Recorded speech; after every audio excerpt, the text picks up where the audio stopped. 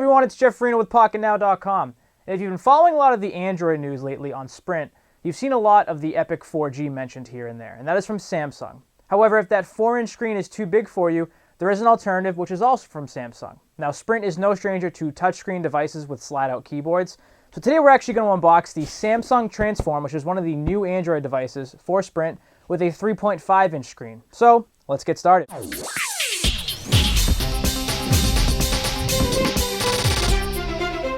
So to make things easier, we've actually pre-cut the FedEx shipping box. We're just going to go ahead and slide the device right out.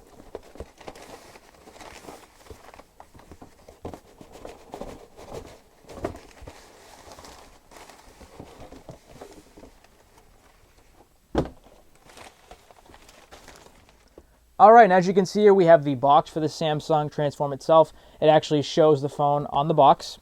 Flipping over to the back, it actually tells us very briefly that it's a 3G phone, which offers the Sprint ID user interface. So it's actually a totally separate user interface that we're going to take advantage of here, which will actually show you one of our future software overview videos. And like we also said, this does not include 4G like the Epic. This does have the 3G instead, so it's more of a mid-range phone from there. So now opening it right up, we see the device right on top, which we'll get to next. Beneath that, of course, we have the manuals. We're going to have your USB sync cable, which is going to use the micro USB. So it's good to see a lot of the manufacturers staying consistent now with that design. We'll, of course, have the separate AC adapter, which will actually plug the USB cable into. And the micro SD card adapter, which, again, is also a very good thing to see included here. This will actually allow us to slide our micro SD into this adapter and put it into our computer via the SD card slot. And now getting right to the phone, just very briefly, peeling off the cover. This does actually resemble the Epic 4G, which, again, we will outline in our future videos. But as you can see here, it's pretty much the same type design. It does give you that slide-out keyboard feel. And we'll actually go ahead and power the device up first. And we'll give you just a quick look at the home screen when it does turn on.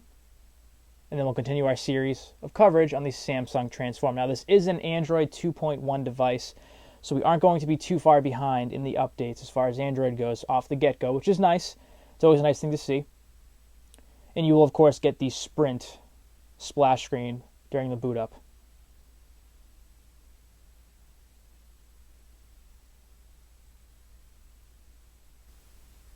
All right, and it seems we are about to finally kick into the boot up. The boot up has taken quite a while, anywhere from about 30 seconds to about 45 seconds. It's still going right now.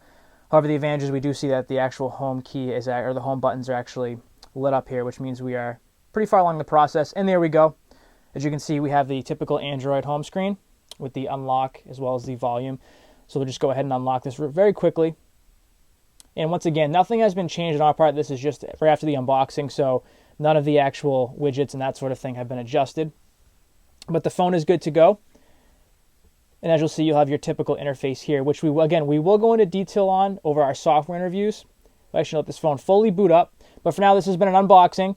We're going to cover the software as far as the user interface, what Samsung has done with this device, and especially the hardware. We're actually going to compare this phone side by side to an Epic 4G and show you the differences in terms of the footprint, the overall screen clarity, the screen resolution, the battery size, battery life, whatever it may be. So stay tuned for our next coming videos in this series on the Samsung Transform with Sprint.